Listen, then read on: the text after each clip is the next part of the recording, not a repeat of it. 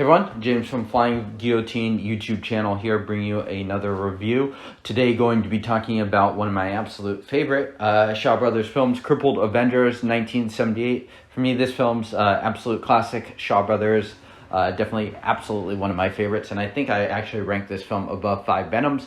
Very different films, going to be talking about that too. So made right after Venoms, 4 months. I think Cheh knew he had a good thing after Venoms, and famously a very, very fast worker, cranking out about 5 films per year at this time. It's a shame he couldn't keep doing this for even longer, with how wonderful these films are. And in many ways, this is a perfect complement if you just want to get a good grasp of these of the best of the Venom mob. I think watching 5 Deadly Venoms in this film will give you just a good feel for it. 5 Venoms, the fight density of it is just much lower, and I think that's disappointing to some martial arts fans. Well, if you are someone that was disappointed by that and want to see the Venoms doing their thing, basically the last 8 minutes of the Venoms extended into 45 minutes of awesome fights. Half of this movie is fighting, extremely creative fighting too. Then this film is the film for you. So I think if you want to show that full range, 5 Venoms and Crippled Avengers, just wonderful films, both of them. I love both of them. I talked about the 5 Venoms and how I'm pretty okay with the lesser fighting there. Totally get the complaints about it though. You would not complain about that in this film at all. The film, in many ways, is kind of old school, but also very, very contemporary at the time of 1978 in terms of updating some of those tropes and telling it in a fairly fresh way. If we think about sort of that classic Cheh story of something like the one-armed swordsman, or Wang Yu when he directed his own, the Chinese boxer. Very, very old school kung fu stories where it's basically we have our hero. There's something bad that happens. They need to train and then eventually defeat their villains. That's basically the 3-act structure here too, and the way the plot is structured. But it's done in a way that is very fresh. Of course, we have the Venom mob, so there's not just one person. There are basically 4 people that have to go train and get their revenge. As a result, we're basically telling 4 revenge stories packed together where they are training together and stuff like that. And so it feels just very fresh, very fast moving. The fact that this is still, I think, a 100-minute movie, but we have all of these different heroes. So in some ways, for instance, I sometimes can get bored with training sequences and stuff like that. They've been done so many times and things like that. But this film is just very, very fresh because it has to move so fast because it's got to cover all 4 of them. And they all 4 have different disabilities. One of them is blind. Another one can't hear or and is mute. Another one doesn't have legs. So I'm sorry, I'm starting to forget the film. I saw this a week ago, but this is one of those films that it just sticks with you in the same way as that Venoms does. So they all have different forms of adversity that they need to overcome, another thing that I find very endearing and almost wholesome about this film too is the way that they often have to become reliant and they rely on each other. And it sort of takes that Chang trope, that familiar theme that he loves to hit of brotherhood and males working together, almost to, it just takes it to a somewhat different and kind of unexpected level. And this film is early in the Venoms mob's existence. And I think there's still just this really strong sense of joy just seeing especially some of the acrobatics that Chang and Philip Kwok are doing together, where they're almost just doing this opera routine and just tons of acrobatics. And at times some people will complain that it takes you a little bit out of it because it doesn't seem like they're really trying to fight, and that's fair enough. But for me, I still find it wonderful and just bristling at the themes, at the seams with energy.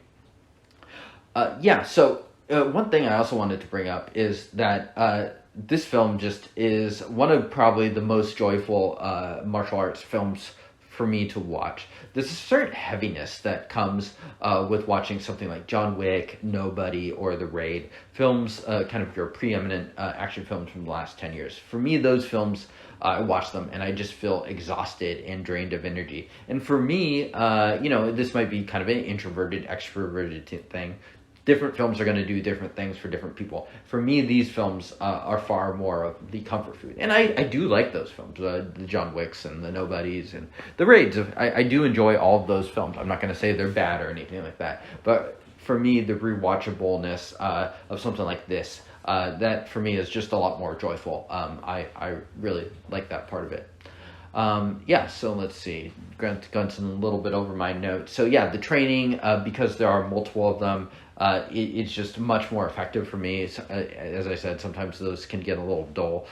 This one works. The other thing I like is we have to basically they come up with very creative ways that these people who are crippled need to learn martial arts, or differently abled, if we're going to use more 2022 terminology.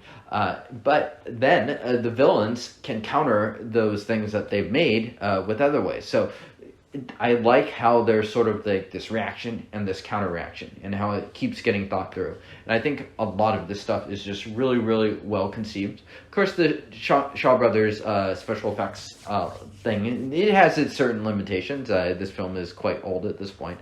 But I think all of it is very, very forgivable and well done.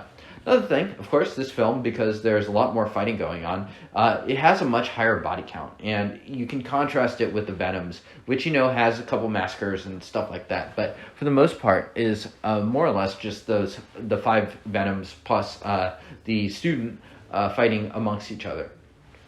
Another great thing about this too is, in addition to the Venom mob, it brings a couple just great Shaw regular stars off the bench, Chen Quan-tai and Wong Lung-wei. It almost plays with your expectations too a bit. Wong Lung-wei kind of mostly always playing the villain, so a little bit less so with him, but with Chen Quan-tai, who is oftentimes the protagonist of the story, we start and we basically see his wife and his kid killed.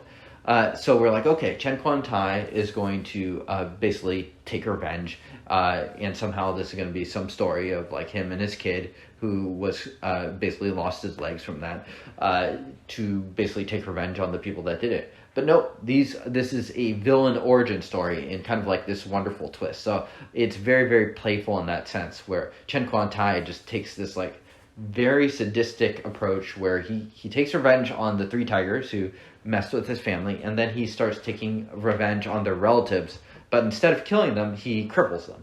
And it's just very, very sadistic too, in a way that only Cheh could be. But there's a certain I don't know. There's just I feel weird saying it's wonderful and magnificent, the creativity there, but it kind of is. So I just really like that. So for me at least, this is definitely amongst my absolute favorite Chang Cheh films. And it just doesn't work with all these different components coming together. So very much a Chang Cheh film in terms of the violence and the sadism and people getting killed and stuff like that. It also has some great uses of sound when our hero is deafened. And it's a film that only he could make. This does not at all feel like a Lau Kar Leung film, more grounded in kind of the reality of martial arts. For me, this is much more fantastical, and it brings in just a lot of fun in terms of unique fighters. It's almost like, Chang Cheh saw, Venom's not enough fighting? Okay, I'm going to bring you this, but then I'm going to keep bringing on more and more martial arts villains to fight our heroes and just kind of add another level of adversity. So really love this film. It also kind of has this unique score done by De Wolf, I think. So at this time, Shaw Brothers was doing, I'm not sure exactly what deal they had, but they had a deal with kind of scores that kind of gave it a little bit more of a Western feel to it. So I like that too.